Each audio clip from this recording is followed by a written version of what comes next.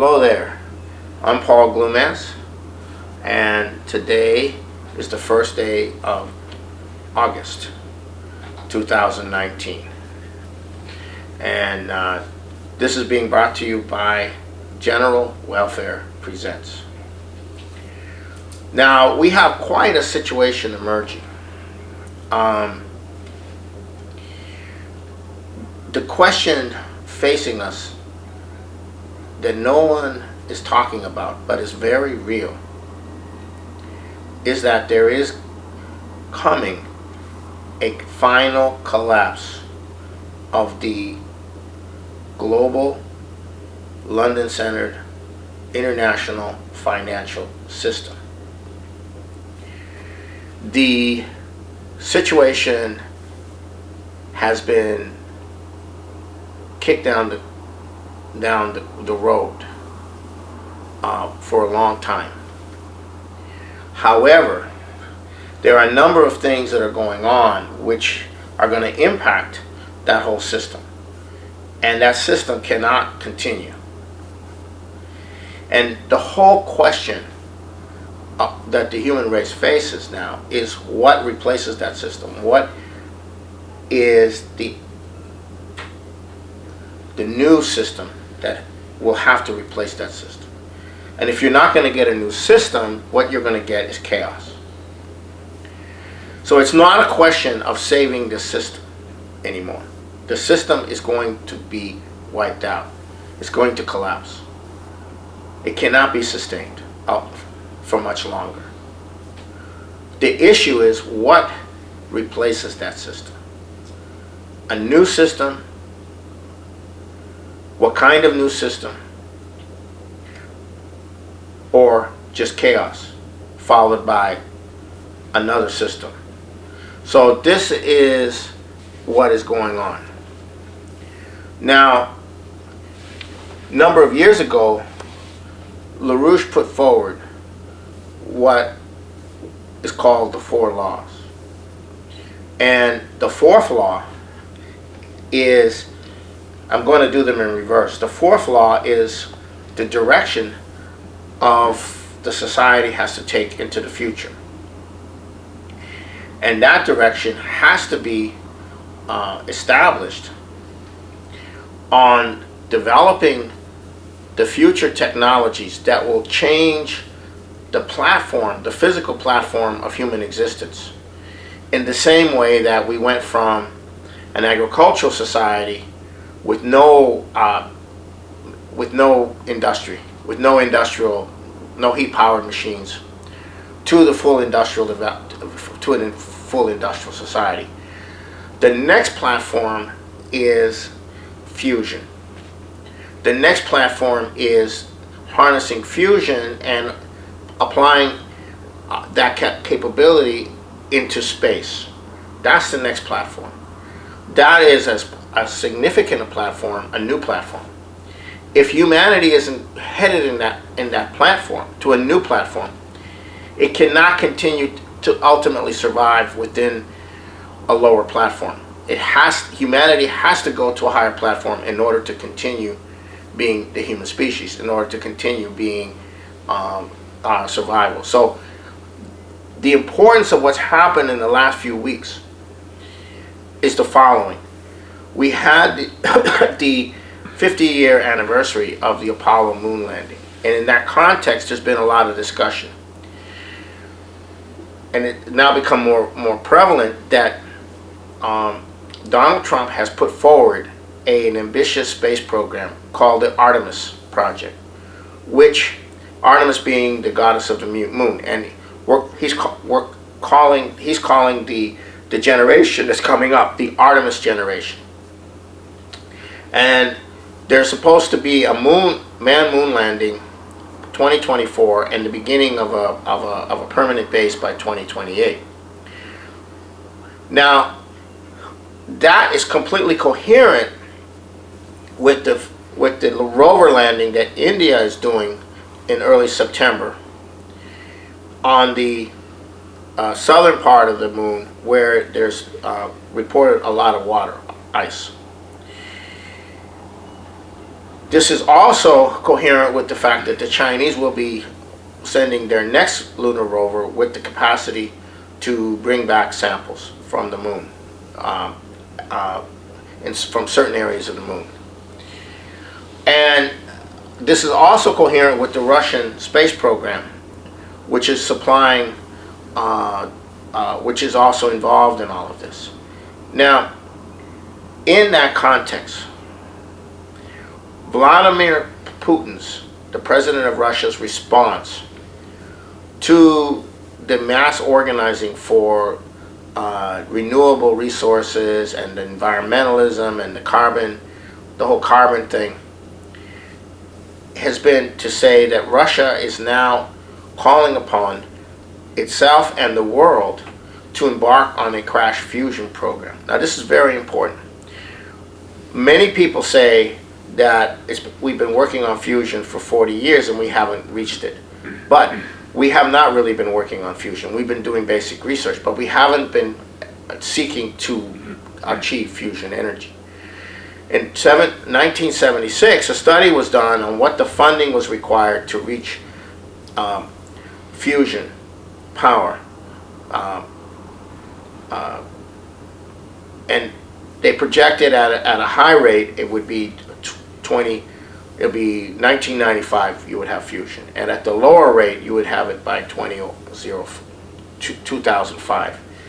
And then it projected another lower rate that if you kept the funding there, you would never get there. The funding for fusion research has been 1/2 of the lower rate that would never get you there. So without a crash program, you're not going to have fusion, because you have to go from the experiments to the actual expensive part, which is actually to do it, and figure out which system works, which system doesn't, and that's very expensive. And it's estimated that the cost of such a crash program would be halfway between what the Apollo program spent and what the Manhattan Project spent, which in our dollar terms would be about $50-60 billion effort, maybe more. But that's worth it, because you're and if you do this in conjunction with the work of other nations, you do it on a global scale. You get the fusion, then humanity has an entirely new platform that affects everything: energy production, materials processing, space travel, medical, everything. So that's the solution to any of the environmental problems, any of the pollution problems, and so forth. Now, that's LaRouche's fourth law, and the fact that there's a convergence going on between the Trump administration, the Chinese, the Indians, the Russians, and also the Japanese in this direction is very, very important, because it establishes where the direction that the human species have to go in, where the direction the world has to go in. That's the direction. Now, there is another direction being proposed, and this came out with Prince Charles's mobilization around the fact that we're now species being threatened by climate, global warming because of CO2. And so that's been sped up from 12 years to 18 months. And the 18 month is a total mobilization of all their resources, the extinction, you'd call it the Extinction Rebellion. Now, their future world is not fusion power. It's not the space program. It's not creating the potential for a vast expansion of the numbers of human beings populating the solar system, but rather a massive contraction of the number of human beings down to about 1 billion, maybe a little bit more, maybe less. That's their vision of the future. They have a very different vision of the future. We're overpopulating, there's scarce resources. Well, if you don't develop the scientific and technological development, ultimately you will have scarce resources. But that's the world they're projecting. Projecting a world where human beings can be properly managed as animals, basically, as serfs or whatever you want to call it. So that's their view. And they are very serious, and they are at the center of this financial system. And And while their financial system is collapsing, this is the directionality they would like the collapse to take in terms of the collapse of the financial system should take the directionality to a collapse of society in such a way as to reorganize it at this level. And as far as a monetary system, they're talking about a hard gold system. You know, in other words, if you don't have the gold, you don't have the credit. And that system essentially prevents all development from a financial standpoint. This is like kind of like the system the British had before the Great Depression, the pound sterling system. And one of the women that is being considered for the chairman of the Federal Reserve is a hardcore advocate of this kind of thing. Or they might want to use cryptocurrencies as the basis, because there's a limit to what you can create cryptocurrencies because of the way these cryptocurrencies are set up. There's a limit to how much you can generate. It's fixed. You can't have an unlimited amount of credit for an unlimited amount of economic development. That doesn't work with cryptocurrencies. If you create cryptocurrencies, because it's all based on your computing data.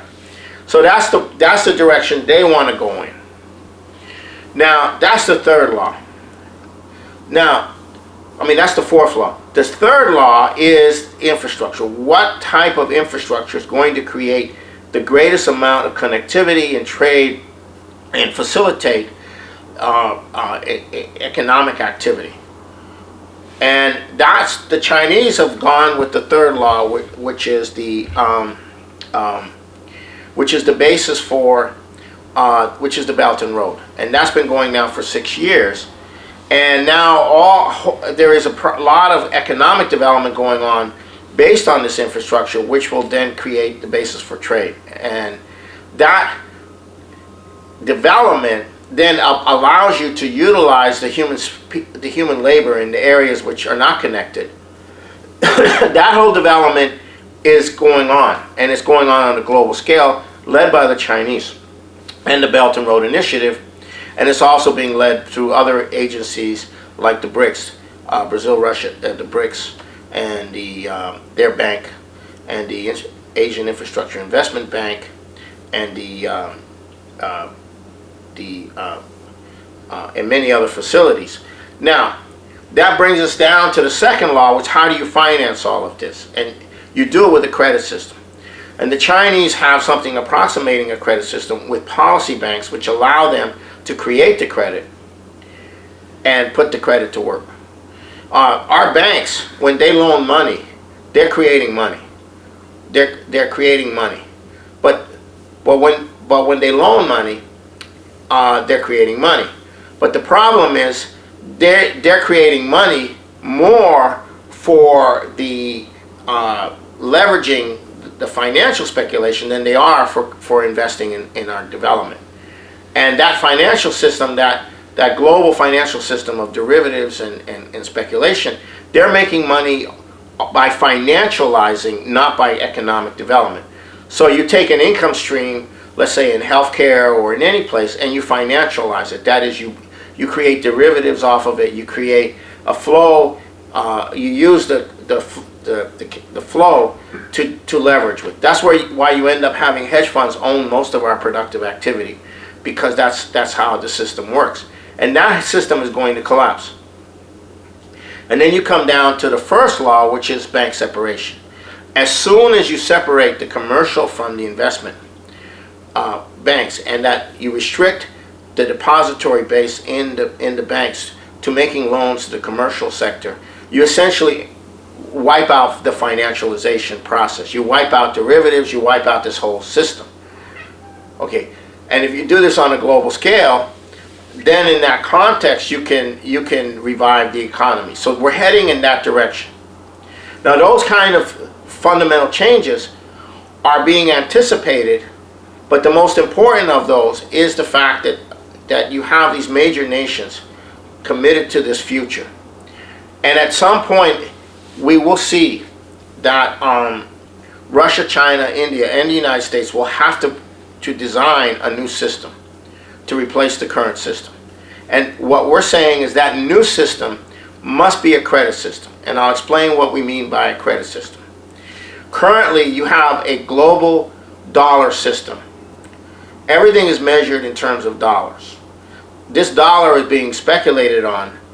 97, 98, 99% of the transactions in those dollars are speculative. And so everything's being measured in terms of the value of this dollar, in terms of this dollar. In a credit system, it doesn't work that way. Each nation creates credit internally, and its currencies are not used internationally. They're used domestically, but they only enter internationally in trade. So if the United States trades with China, the China will get dollars and the United States will get yuan at a fixed rate. Okay?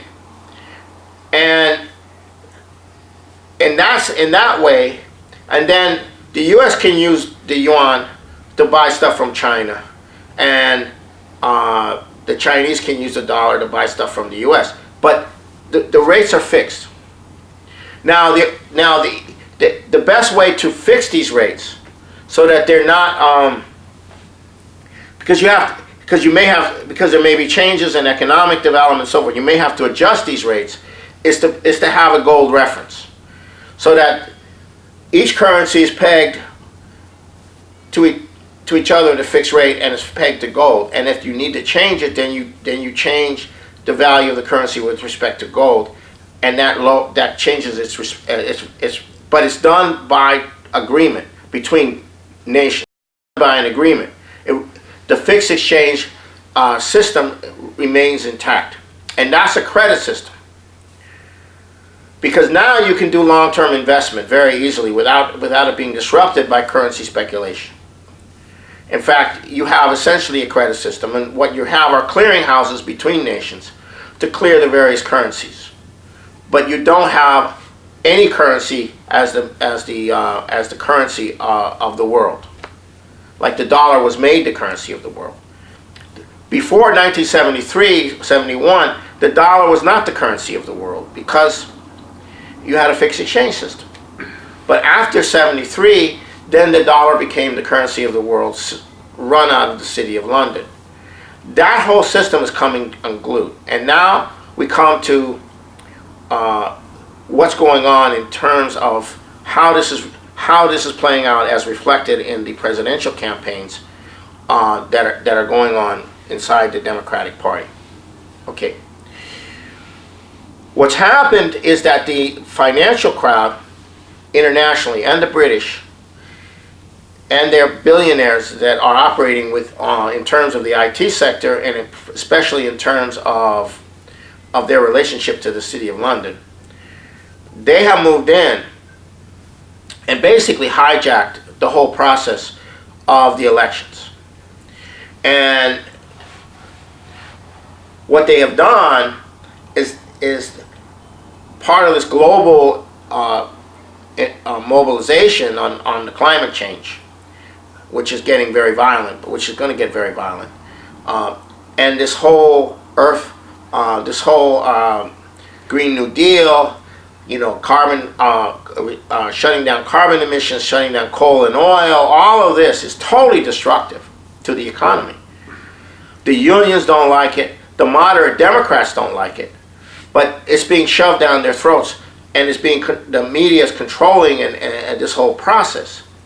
So you get a situation where in a financial collapse, Trump has to move fast to reorganize the U.S. financial system with the rest of the world in order for the U.S. to survive. And this whole process is being run essentially to prevent that from happening.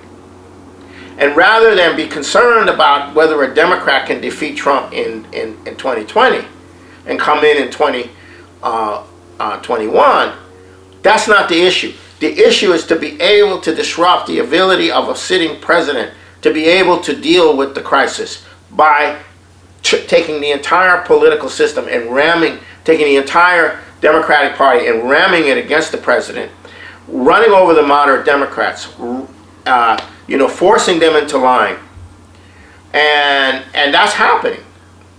And I'll give you an example of that. When Al Green back in 2 weeks ago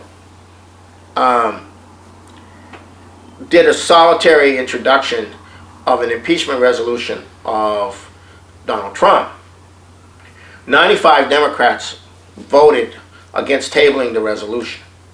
2 of those were in Washington State. They were Pramila Jayapal and Rick Larson. Then, last Sunday, the 28th, 4 Democratic congressmen came out calling for impeachment that had earlier voted for tabling the impeachment resolution. Del Benny, Heck, Kilmer, and who's the other person?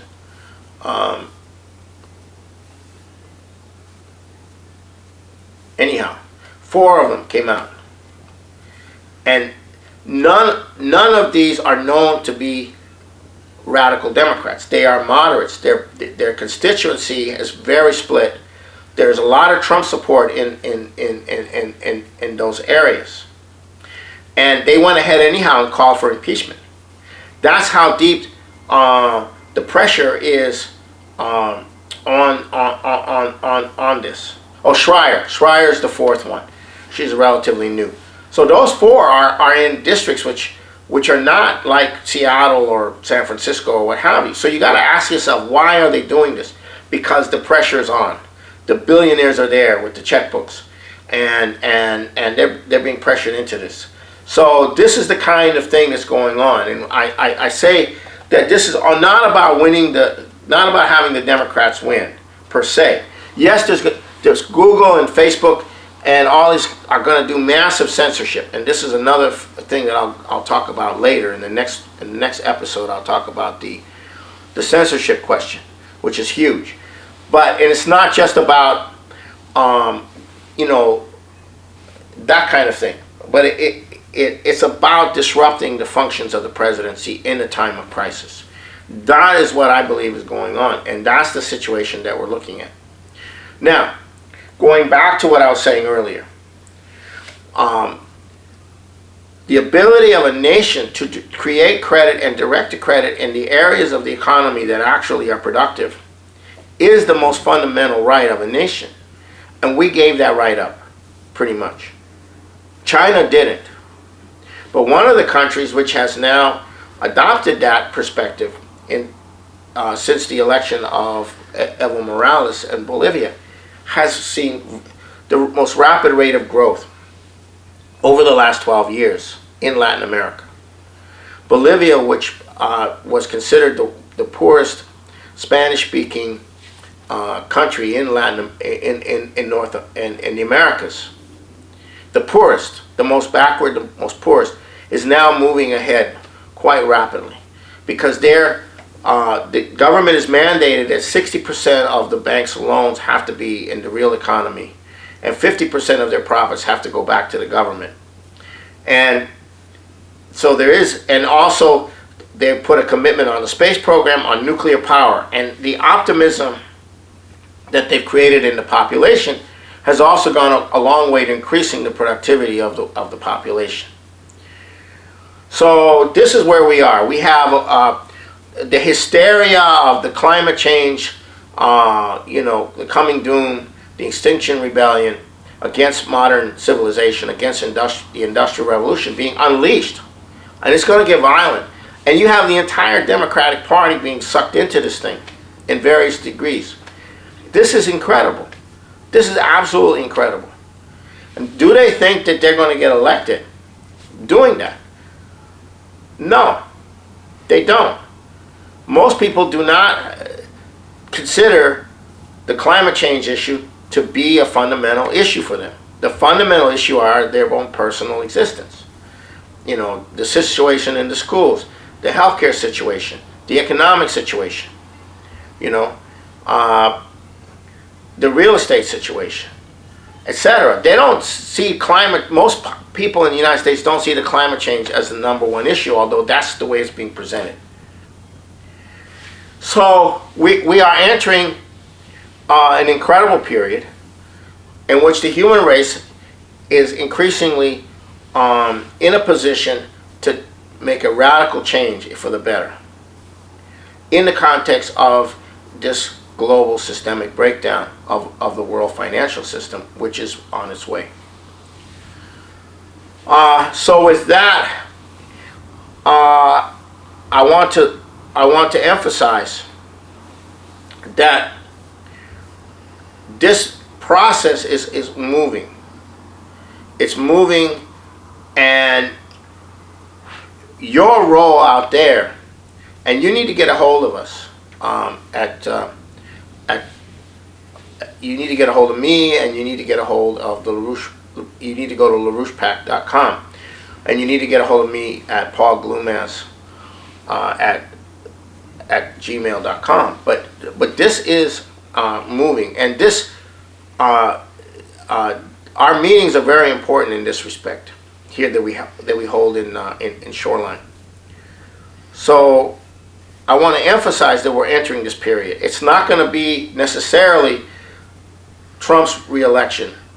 Yes, Trump's re-election is key, but it's not the only thing. It's whether in the process of this election he will have the means to act in the context should the system break down.